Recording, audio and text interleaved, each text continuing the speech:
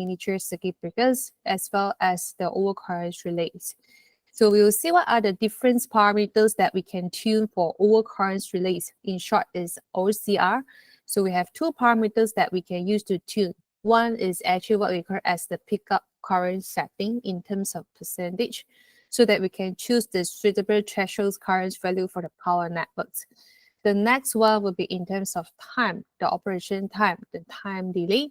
So we are actually using the time multiplier setting to tune the operation times for the overcurrent relay in the event if it's pick up overcurrent situation within the power system networks. So these are the two components that we can set for the overcurrent relay. And then the next topics here, we have different types of overcurrent relay will be introduced to you as well. We have 4 kinds.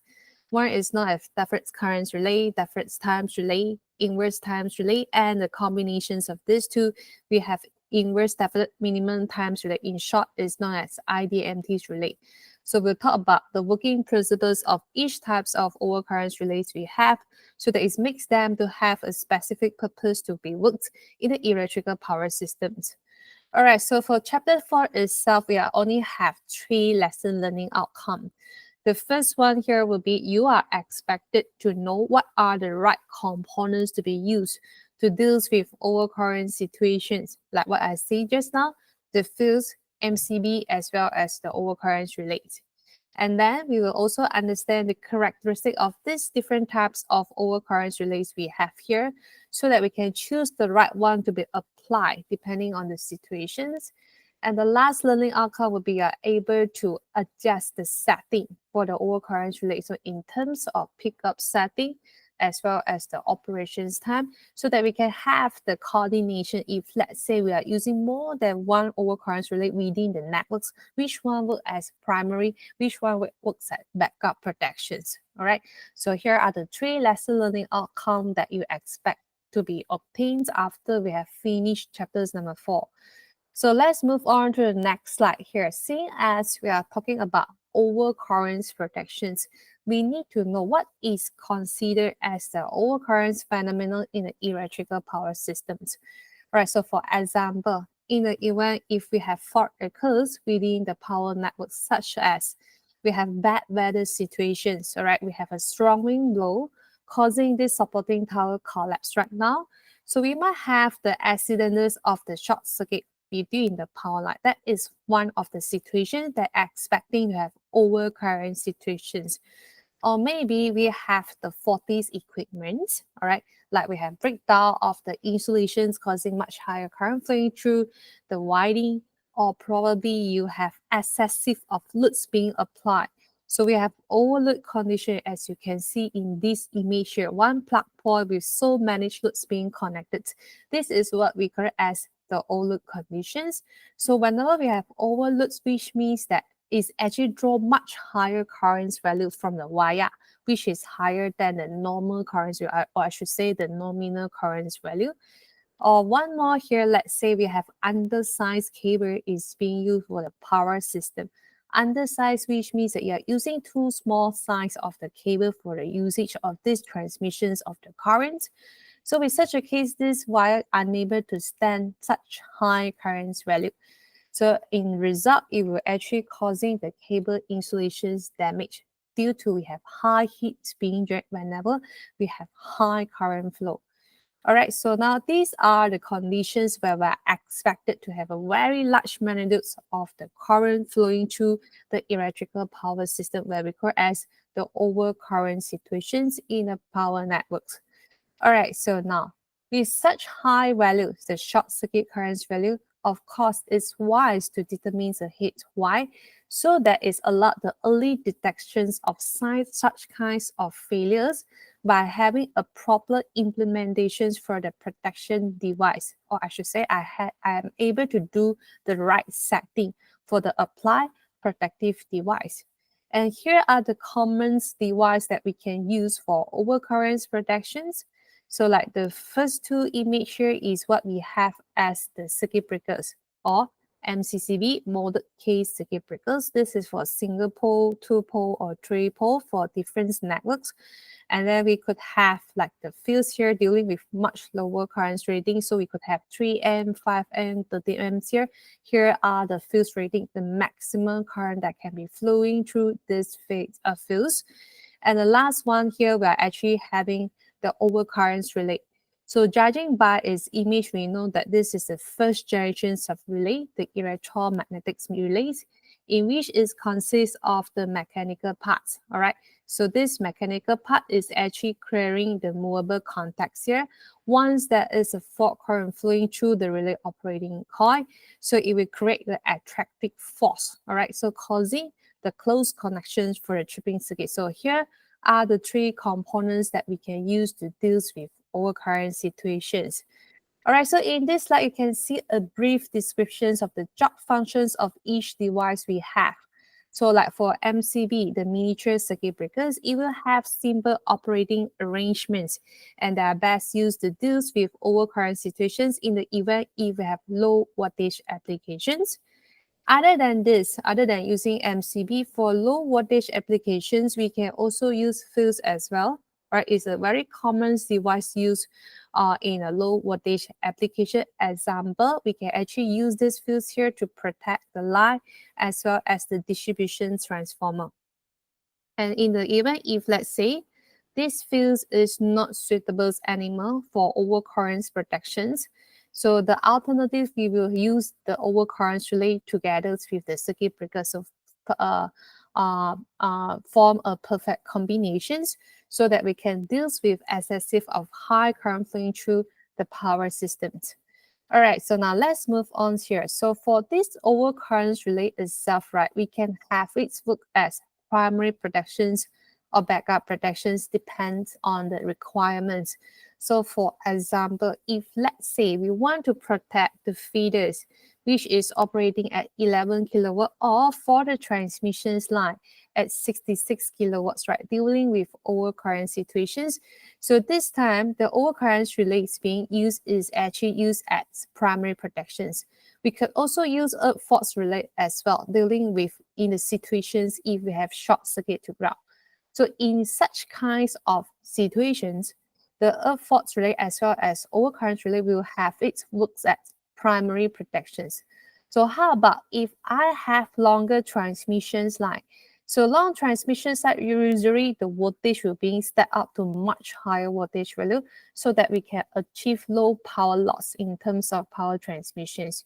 So with these situations, right, seeing as we have long distance of transmissions line, we will have distance relay work as primary protection instead.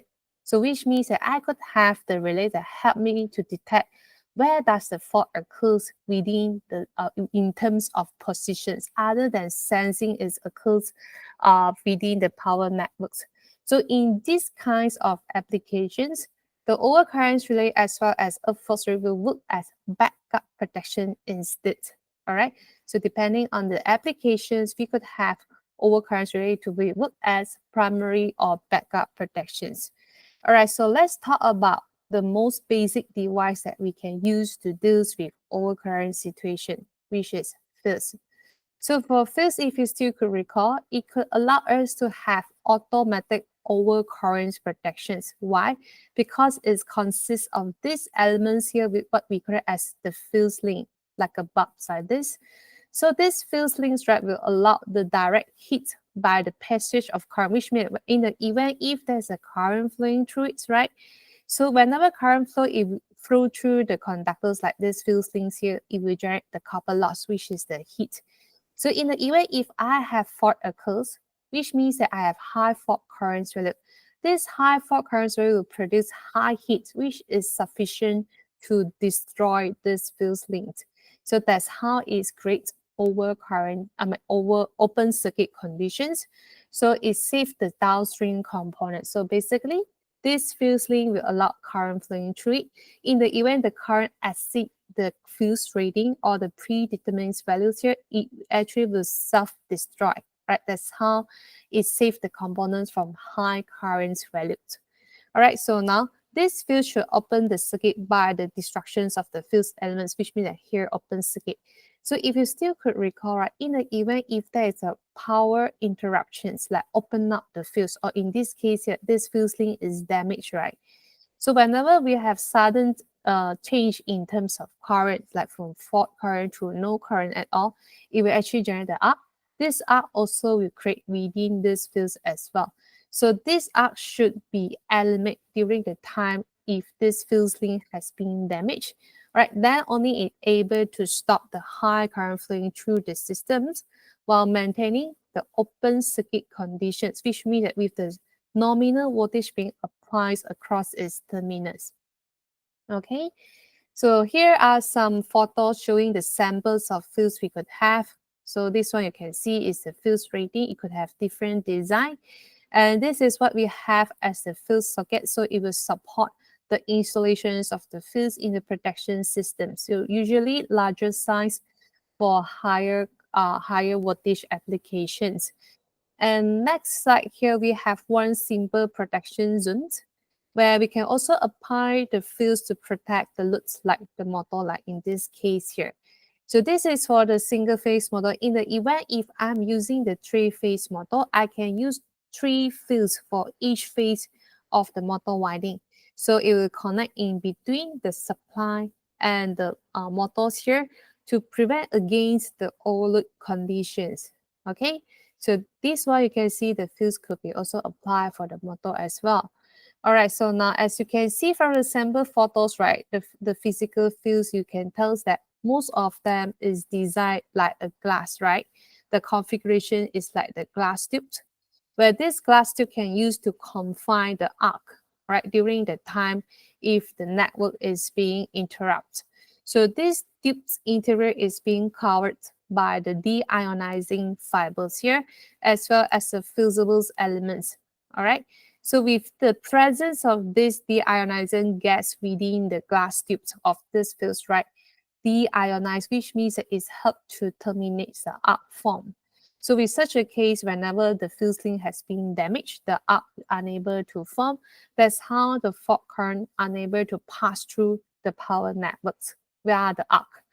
All right, so now for the distribution systems, right, there are two types of fuse link is commonly used. All right, so these two kinds of fusing is actually classified based on the speed ratio. So we have the K fuse link and T fuse link. So K fuse link will have faster response as comparing to T fuse link for fault eliminations. So how actually I can calculate the speed ratio for a fuse? So let's check out its definitions here. So for the speed ratios of the field is being measured as a ratio, which is the divisions of the minimum melting currents that cause this fuse link to destroy itself at this time, 0.1 second. This current value divide with the minimum melting currents that cause the fuse link to destroy itself at the time at 300 seconds. Okay, that's how we calculate the speed ratio for the fuse. So let's check out the characteristic curve of these two fuse links we have here, which is used for the distribution system, whereby this curve, right, is actually specified and tested by the IEEE standard. So you can see, right, y-axis is actually the time taken in seconds for the fuse link to burn itself, associated with the current in x-axis, which is the melting current in the magnitudes of ampere. All right, so we have 200K fuse link at the left, 200T fuse link at the right. Okay, so in order to calculate the speed ratio, I need to get two melting currents value. One is at the time at 0.1 second, another one at 300 seconds, right? So with such a case, in order to find this minimum melting currents value, which is at x-axis, right, I need to draw two horizontal lines. One is at the time at 0.1 second, which is shows with this red color dotted line here. Another one will be in blue color at 300 seconds. So I will cross-check what is the intersection at x-axis here to look for the melting current. All right. So for example, if I want to calculate the speed ratio for 200 T fuse links, so at the times at 300 seconds, okay, in which the current that caused the fuse link to burn itself is actually close at about 520 amp. How about for 0.1 seconds? So I find the intersections here at x-axis. So for this 200 T fuse link, right, the current that caused it to operate at 0.1 second is actually close to 6,500 ampere. So now you can find what is the speed ratio. So which is the melting current at the time at 0.1 second, 6500, divide with 520 here, then you can find the speed ratio, which is 12.5. So how about for hair fuse link? Same, look for what is the melting current at the time at 300 seconds as well as 0.1 second. So the current that caused it to operate at time 300 seconds here would be close at 560 amp. And then for the current that caused it to operate, which is faster at 0.1 seconds here, is the current at 4400. Before you calculate the speed ratio, if you compare in terms of currents magnitude, the fault currents that cause the fuse to burn itself, right, which is much more lower, right? For this K fusing, I can tell that at this time 0.1 second, this fuse is actually operate much faster manner. But to be in more proper way, we have to find the speed ratio. So you have 4400 divided with 560 here. The speed ratio will be at 7.86 for K fuse link. So now we are comparing the speed ratios right now. With the value which is much lower, indicate is much more faster. Okay, so that's how we know the K fuse link is actually operate much more faster as comparing to the T fuse link. Okay, that's the only formulas we have for the fuse. Okay, so let's move on here to the next slide here. So how actually we can choose the right fuse to be used, all right? For example, we apply for the distribution system. There are four factors to be considered. The first one will be what would be the voltage level as well as the insulations level. This is interlinked to each others. All right, so now the insulations, how much needed is actually based on what is the voltage value. So from there, we can choose the right voltage rating for the fuse terminal to be applied for the distribution system. The next one is what kinds of system or application I need to use the fuse right now. Is it a motor? Is it a transformer? Because there are certain values of the current which is much higher as comparing to the rate they consider is not considered as a fault where we have to consider it during the time we want to select the fuse. So later I will explain this in much more details in the next slide. The third factors to be considered, which will be what is the maximum short circuit level, or I should say, what is the maximum current value in terms of fault current that need to be withstood by the fuse right now. So this indicates the endurance of the fuse needed against the specified worst case conditions. And the last factors here will be in terms of load current, the normal current flow, the continuous load current that will be flow through the applied system. As we know, the fuse will be connected in series with the power system to deal with overcurrent situations. Its fuse link should not burn itself under normal conditions. Allow the load currents flowing through it, right, during the healthy conditions of the power system. So here are the four factors that help us to determine what will be the right fuse to be used in terms of nominal current value, the nominal voltage value, as well as short circuit capability characteristics. Take note that these four factors is considered in the event if we apply for the distribution system. So let's see the next slide here. So generally, the nominal currents for the fuse to be selected in a way where it should be greater than the maximum continuous load currents value, right? Which means that the fuse rating must be higher than the normal currents value. And at the same time, you should also allow a specific percentage of overload conditions to be considered as well in accordance to the protected equipment's conditions. All right, so to further explain this, so let's say based on what is the applications that need to use the fields right now. For example, if we apply for power transformer, the one that regulate the voltage value up and down for efficient power transmissions. So let's say I want to apply the fields deals with overcurrent situations. So the fields rating has to be selected in a way which is higher than the inrush curve of the transfer. What does this mean? Do you still remember for power transfers, right? There's a situations where we will observe the much higher currents where we record as the inrush current drawn by the transformer during the time if we energize the transformer. The reasons why is because we want to overcome the residual flux within its core. All right. So usually we'll notice that this current value, which is considered normal, but it is higher as comparing to the rated conditions by about 6 times higher. And this inrush current is considered normal for the transformer. So this field should not operate for this inrush current. That's why the field rating must be higher than it, the inrush current. But this inrush current should not causing this field link to damage, so it will be below its thermal limit.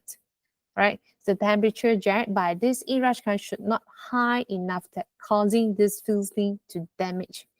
So based on the situations, the applications that need the field's usage, we have to consider what is considered as non-fault conditions where these fields should not operate. That is for the applications of transfer. What about if we have motors? Do you still remember during the startup time? The startup current, which is higher, all right, during the starting time, where this motor draw this higher currents here in order to accelerate to its intended speed. And this current will not stay for a long time. It will slowly go back to its rated current value. So under these situations, during the motor startup time, the field should not operate due to this high startup current. That's why the field rating must be higher than the starting current value for the motor. That is based on another applications.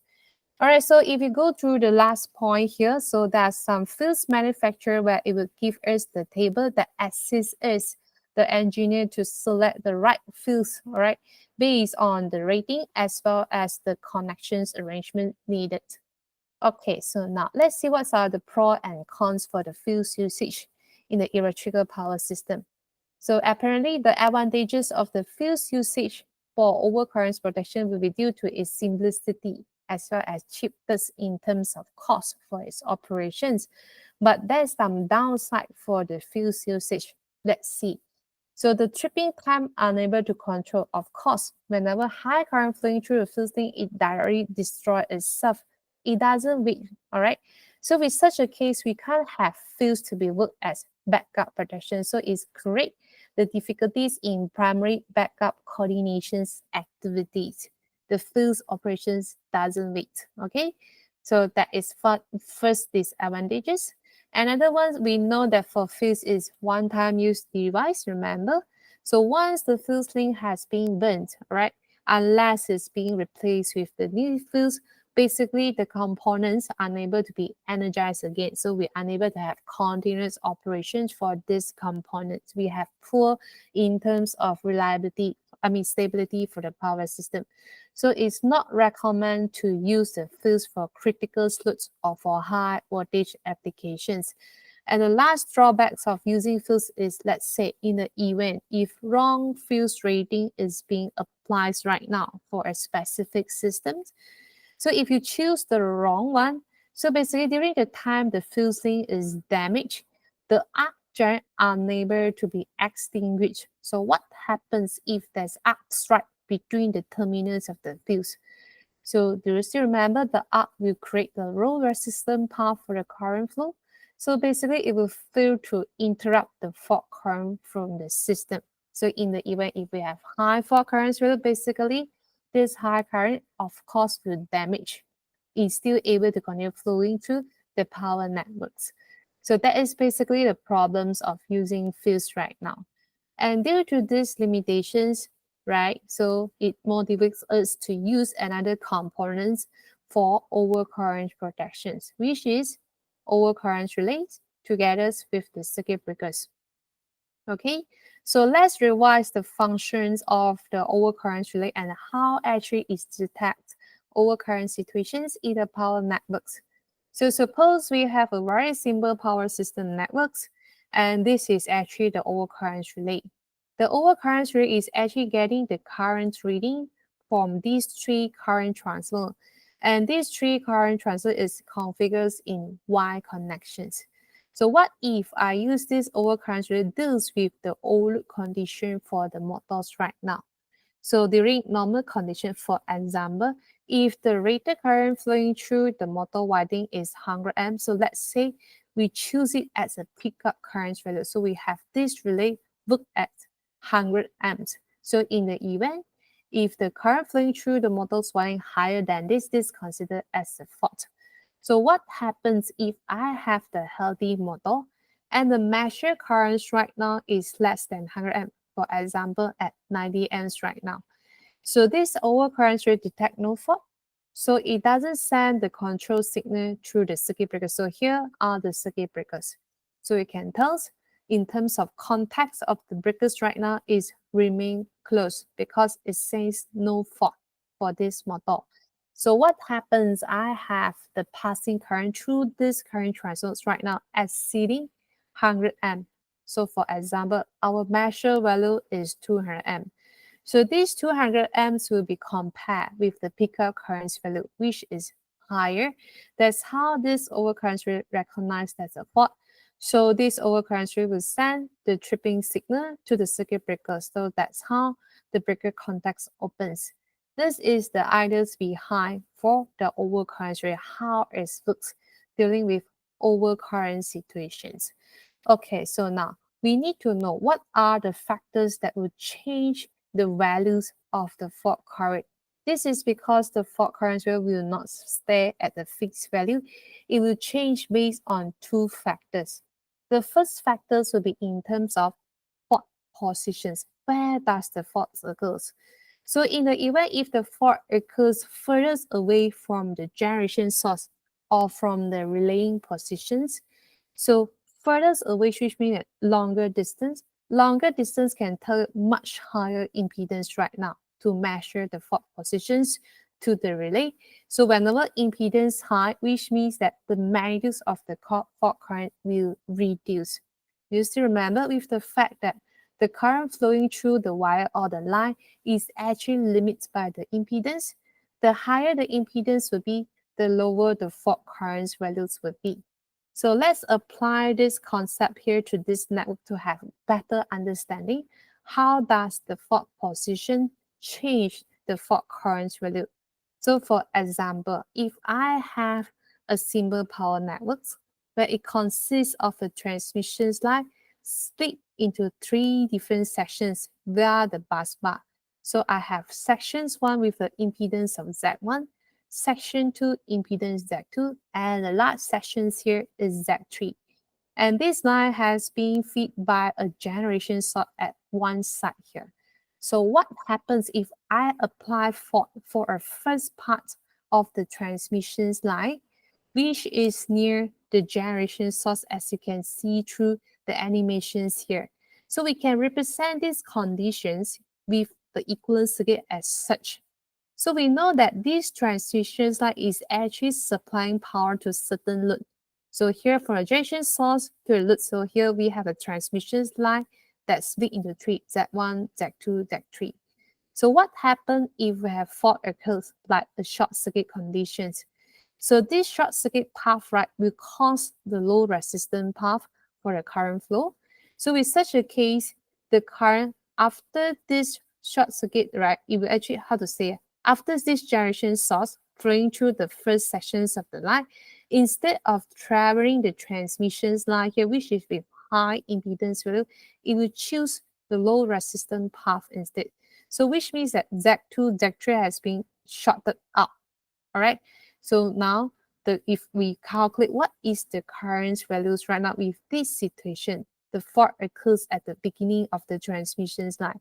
So here we have voltage source, here we have impedance, applies Ohm's law to find what is the current flow. So we have voltage source divided with the impedance here. You will notice that seeing as the impedance is low, so the fault current magnitude will be very large. So what happens? I change the fault positions. Instead of the beginnings of the line, I change it to the ends of the lines right now. Okay, so which is furthest away from the generation source. So now, if you check out the equivalent circuit, the total impedance that need to travel by the currents right now is actually much larger before it enter into the short circuit path. Because we have Z1 plus Z2 plus Z3, then only it enter into the short circuit path. So this time, if you find the fault current value with the same voltage source, divide with the overall impedance, which is Z1, Z2, Z3, which is much more larger. This in turn will cause the fault current value to be much more lower. So with this example, you can clearly see, right? So what happens whenever we have fault occurs further away from a generation source or further away from the relaying positions here, the line length is much more longer, the impedance is high, so the fault current magnitude will be low. But if let's say it's nearer to the generation source, like this case here, so the impedance that travel by the fault is actually much more lower. This in turn will cause the fault current magnitude higher. That's how the fault positions affect the fault current magnitude. So the next factors here is due to the strength of the power source. How strong would be for the power source being applied? So the strength of the power source is actually measured by the impedance that imposed by the source. So in the event if I have stronger generation source, this indicates that I have lower impedance value. What happened? Low impedance. So if I have strong generation source with fault situation, I'm expecting the fault current value will be very large. But in the reverse case, if I have weak generation source will give you higher impedance value. High impedance will cause the fault current value lower instead. So that's how the strength of the power source affect the fault current magnitude. Okay, so now let's move on here to the next slide. So as being mentioned just now, right, we could have overcurrents relate as primary or backup protections based on what is the applications. So let's check out an examples here. Suppose you are being given a simple radial distribution like this.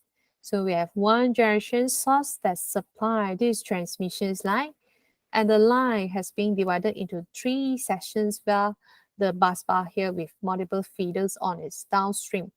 So what happens if I have fault occurs at this point, right? Like the short circuit conditions. So instead that the fuse, or I should say the downstream fuse or R1 here, which is responsible as the primary protections to this fuse should be worked first, right? Because this fault is considered as the internal fault based on its positions. Then the upstream fuse, which is R2 here, or the relay here, this relay should act as the backup for relay 1 to pick up this fault. So in the event if R1 is not working, this R2 only work to trip this fault as a backup. But once this relay 2 is actually operate, you will notice that these 2 sections will being isolated, is no longer being working from the system. So whenever we have backup protections in actions, they will be involved of larger area of the power networks being interrupts, right? So that is basically how we have the primary and backup protections for the fault occurs within the transmissions line. So now, seeing as we know that this relay is worked as backup, so if you move on the next slide here, its action should only initiate if, let's say, the downstream relay, which is this R1 here that work as a primary protections, fails to react, right? So from here, we can see time coordinations have to be included in the protection system to specify the protections priority. Who is the primary protection? Who is the backup protections? So for the backup protection is require a wait state, which means that yes, it detects the fault occurs within the networks, but it should not work first. It should wait for R1 to treat this fault first. All right, so that we have only the fault sessions being isolated from the power networks. All right, but Fields doesn't have such flexibility. Remember, is a one-time use device some more. Once the current exceeds its Fields rating, it will directly burn itself. So it doesn't wait. So with such a case, we can't have Fields hood as backup protections. So we will use overcurrent relay instead. Why? Because overcurrent relay have these additional features known as time multiplier setting, in short is TMS, or you call it as time delay setting, TDS, or you can also call it as time down settings here, in which these parameters is allow us to tune the operations times of the overcurrent relay so that we could have it either work as primary protections or backup protection in the power system. All right. So from here, you can see there are two parameters that we can set for the overcurrent relay, right? One is the pickup setting, or I should call it as plug setting. In short, it's PS. So it tells you the circuit breakers to trip the circuit during the time if we have fault conditions based on the value, the pickup current relay I have chosen. This is the first setting parameter. The another setting parameters for the overcurrent relay will be TMS, the time multiplier setting. So it's allowed you to have time coordinations between two or more relays within the power system. Okay, so now let's see how actually we can select the pickup settings for the system. All right, so now this pickup setting for the overcurrent relay has been chosen in a way to able to pick up all kinds of fault conditions. I mean, all kinds of short circuit conditions.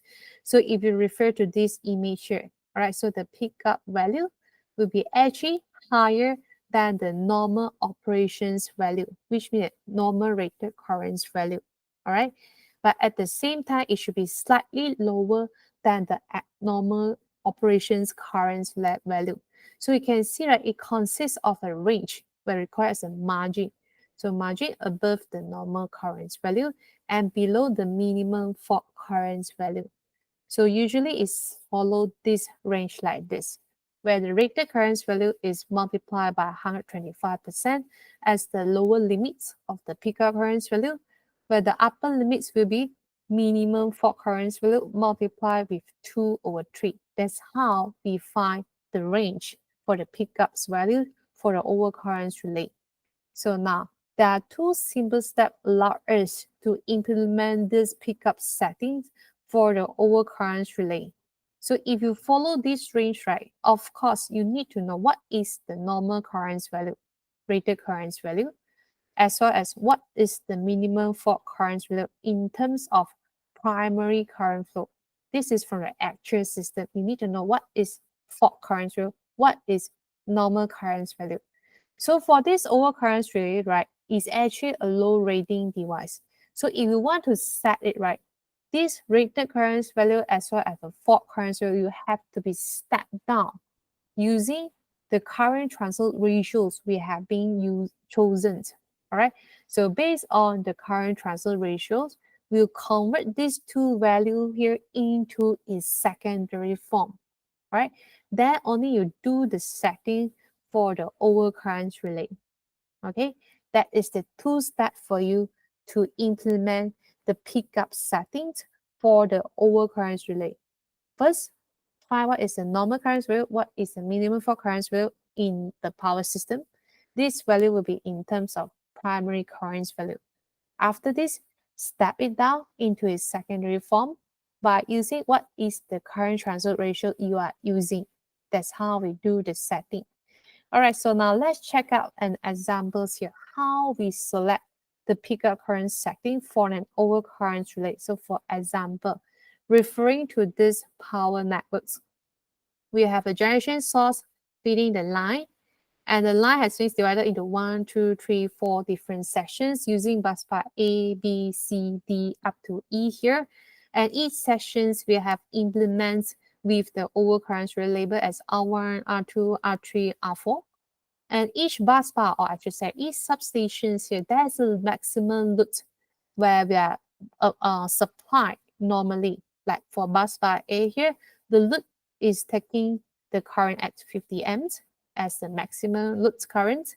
Bus bar B is 50, bus bar C is 100, bus bar D is at 50 amps.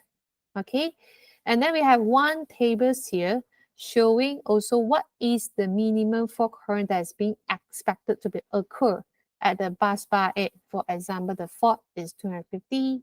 The bus bar B here, the fault could be occurs is 650.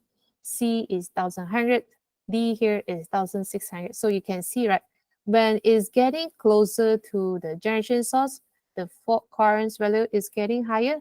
All right, that is what we have learned, the factors that will change the magnitudes of the fault currents. So for this specific example, right, our objective is to learn how to find the pickup setting for this relay, overcurrent relay R1 here, which is located furthest away from the generation source. Okay, to find the pickup setting, remember we have these margins here. Okay, so we have a minimum value and a maximum value. So first thing first, to find the minimum boundary or minimum value of the pickup current settings, right? So we will have the rated currents multiplied with 125%. So at bus bar A here, we know that the maximum current state under normal conditions is 50, right?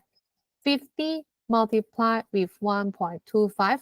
So you can see the pickup current will have to be more than 62.5 ampere. And at the same time, this pickup current will have to be lower than the minimum fault current will multiply with 2/3. So how I can get the minimum fault current value for this bus bar A here from the table here, 250. 250 multiplied with 2/3. This serves as the hour boundary for this pickup current value, which is at 166.7 ampere. So if you combine these two, so the pickup current values range for this overcurrent relay, which is furthest away from the generation source, will be from here, 62.5 up to 166.7 ampere. Easy, right? Just follow this range. So now for this overcurrent relay, right, it will work as the primary protections to this fault. Why? Because this is considered as an internal fault. It should not wait for a specific time before it starts to trip the circuit. So no coordination in terms of time for this R1 with the remaining relay, which is from R2, R3, R4. Right? So we will have this work as the primary protections. So what about if I want to tune the pickup setting for the remaining relays here? And I know this relay should work as a backup for relay 1, right? So for such kinds of case, so for this overcurrent relay, I need to tune in terms of time setting, correct? So we'll make use of time multiplier settings right now. Okay, so let's see what is the definitions of time multiplier setting. So TMS, the time multiplier setting, has been defined as a relationship between the operations times of the relay with the clock settings multiplier. So we can actually choose different TMS values here to give us different delays of the operations time for the relay so that it trips the circuit. So the basic idea is like this. By increasing or decreasing the time multiplier settings, the relay operation time can increase and decrease as well. Okay, so we can actually move the characteristic curve for the overcurrent relay up or down based on this rule. The greatest will be for the fault current value. The operations time for the relay should be faster or lesser. Okay, so that we can reduce the damage to the system. Now let's check out this characteristic curve again. So now the y-axis is telling you the relay operation time in second. The x-axis here is actually telling you the plug setting multiplier. So what happens if I have fault occurs within the power networks and the fault current is actually fall at the positions at this tag, 10 to the power of 0.5.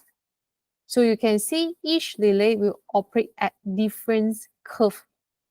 and then give you a different operation time. So for example, so if I have chosen the time multiplier setting at 0.5 seconds, so you will see, right, you will have lowest release delay of time for the relay. So if you find the intersections at y-axis here, so you'll notice that in the event if it detect the fault occur, it will actually wait for the time at 4.5 seconds if you choose TMS at 0.5 seconds. So what happens if I choose a slightly higher TMS, which is with 1 seconds right now, with the same fault conditions at this tag positions? So you will find the intersections at y-axis here for the delays of time for its operation, it will actually much more higher. So in the event if I select TMS at 1 second, with this fault occur, it will wait for 9 seconds. So you can see the operations time of the relay has been delayed. So what if I use an even higher TMS curve right now, which is at 2 seconds? So you can see the latency for the relay operation will be the highest. So check out the intersections at y-axis here. So its record is operate at 18 seconds. So by increasing the time multiplier setting, you are actually delaying the operations time of the overcurrent relay. Okay, so now we have a slide here showing how does this time multiplier settings works. Okay, we have one image here showing the constructions of the induction disk relay. I'm not sure you still remember this. The first generations of the relay, where it consists of the induction disk with a shaft here. This shaft here is carrying the movable contact, and this is where the fixed contacts are located. So now this movable contacts will travel and touch with the fixed contact, then only if you send the tripping command. Remember this? That is how does an induction disk relays operates, right?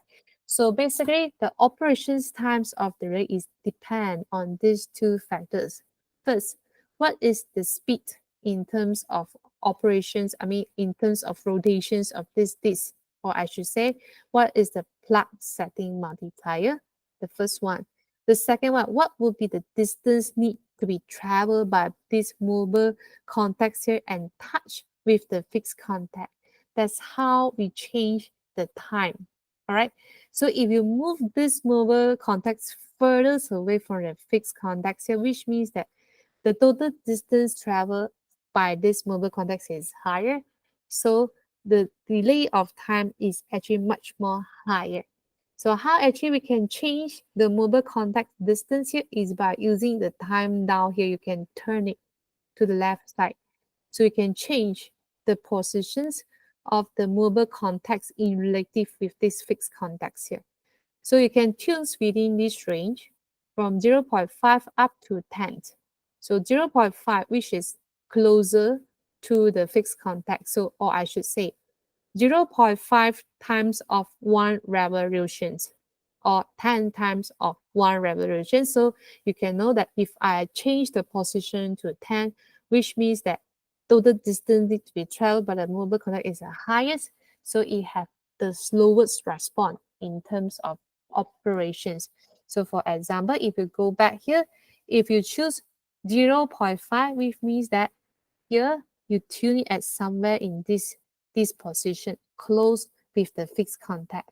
That's how I have faster operations as comparing to TMS at 1, which is further away. So for this operation speed of this induction this here is actually determining what is the magnitude of the operations current. Do you still remember what we have learned in chapter 2? The torque that causes this to rotate is actually directly proportional to the fault current square. The higher the current will be, the speed will be faster. Okay, so higher fault current value, the operation of the speed of the disk will be faster. Okay, that's how we adjust the time multiplier settings for the relay. Okay, so now what happens if I want to know what is the operations times of this overcurrent relay here whenever I have set it at different TMS value? So basically, you can refer these formulas here for the calculations. So for the operations times of the relay that's been set at the difference TMS value, you can calculate by having the time taken by the relay to operate. If you set it at the TMS at 1 here, multiply with the TMS value you have chosen. So let's apply this formula into this example. Remember, just now we have a fault situations where this fault occurs at the positions at 10 to the power of 0.5. So I need to know what is the time whenever TMS is at the values of 1. So this is TMS at 1 here. I need to know what is its operations time. So it will be operate at 9 seconds. So this 9 seconds will actually use as reference here. So what if I choose the TMS at 0.5? So what will be the operations of these relays right now? So I will have this 9 seconds here multiply with 0.5. Then I will know where will be this relay start to operate in the event this fault occurs. So you can cross-check with the figures here. So remember, just now we have seen the intersections here. Whenever we have this fault occurs, if I have TMS at 0.5, it will actually take the time at 4.5. Or alternatively, you can calculate using these equations. Having 9 seconds multiplied with 0.5, so it will be occur at 4.5 seconds. So let's see one more. What if I choose TMS at 2 seconds? 2 here. What will be the operations times of this relay? So I know that TMS at 1 is 9 seconds, which take as reference. So 9 multiplied with 2. So whenever we have this fault occurs, it will take the time at 80 seconds. So which means that it will wait for 80 seconds of time, then only it will take action to trip the networks. So that's how we apply these formulas here to find the actual operation times of the relay for a specific TMS value that you has been chosen. If the operations times of the relay at TMS at 1 has been given to you. Okay, that's how we apply these formulas. All right, so that is on time multiplier setting. And we know that for the characteristic curve here, the x-axis is actually indicated with the tap multiplier. So we will need to know what is actually tap multiplier, or we call it as plug setting multiplier. That is another parameters you see for an overcurrent relay. So as being mentioned again, for the characteristic curve for overcurrent relay, we know y-axis is the time, all right, operations times of the relay, but the x-axis here is not in terms of fault current, but it's in terms of multiples of taps value, what we call as a plug setting multiplier. So let's see what is actually plug setting multiplier. In short, is PSM. So PSM, also known as multiples of tap, is actually the percentage of the fault current or the short circuit currents to the pickup currents value, so which is governed by this formula.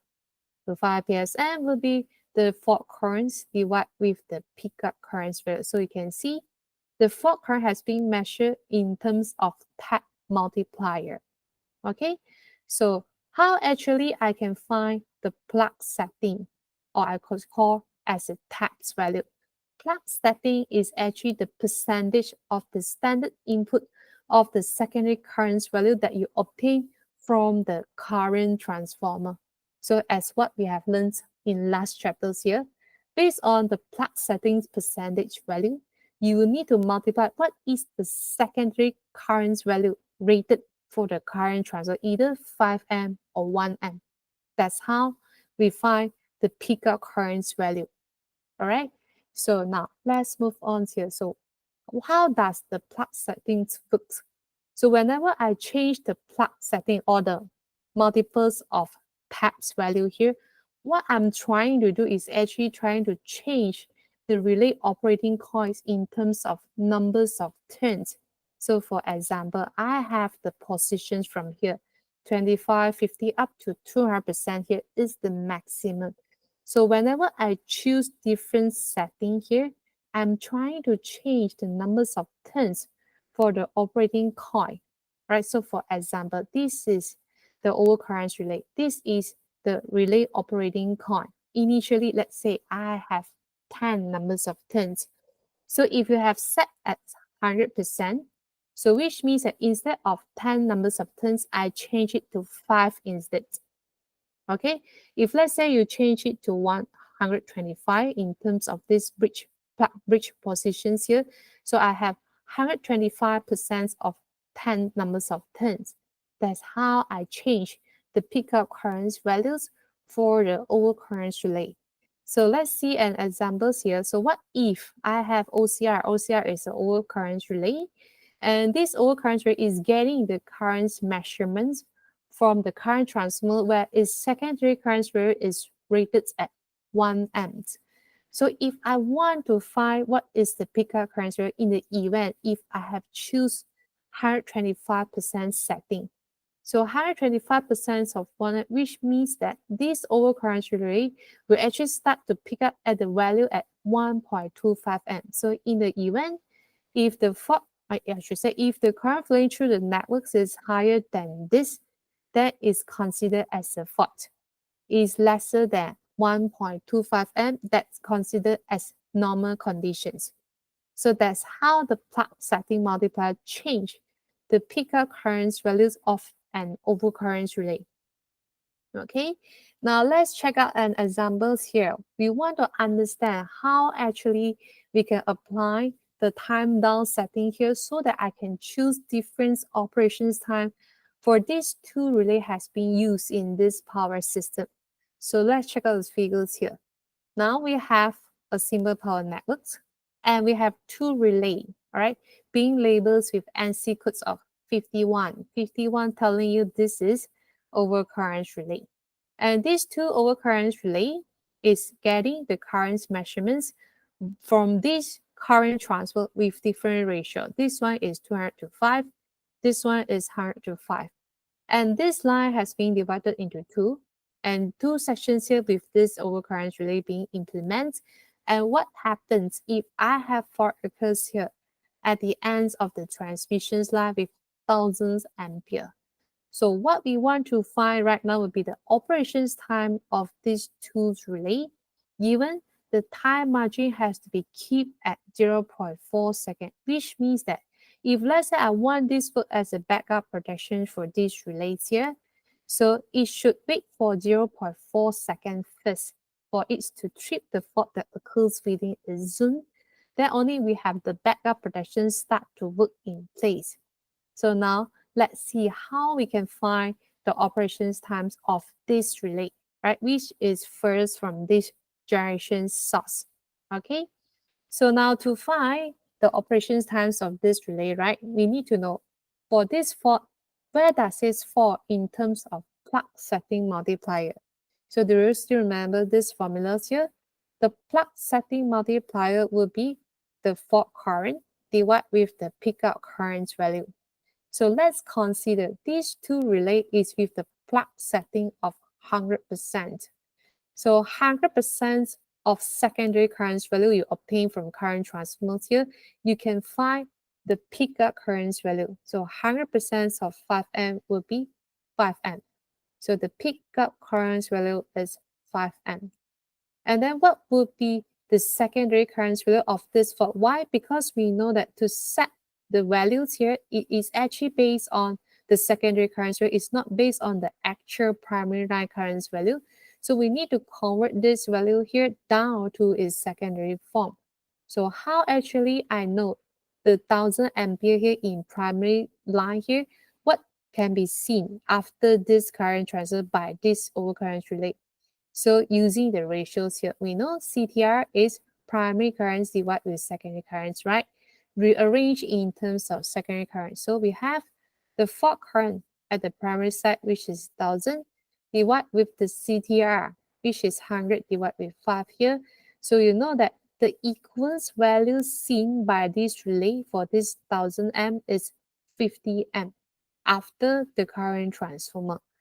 Now you are ready to find what is the plug setting multiplier, right? Have 50 amp divided with 5 amp here. So we know that this fault current fall at the positions at 10 tap. Okay, So in the event if the operations time curve here is being given to you for an overcurrent relay, we know that the x-axis here is giving you the plug setting multiplier, or we call it multiples of taps value. And then if you go back to these questions, right, look into the figures. For this overcurrent relay, we have chosen the time down setting, which is at 1 second. Okay, so which means that I will need to refer this curve. Okay, and the fault is fall at the positions of 10 taps. So look for the intersections at the y-axis here for its operations time.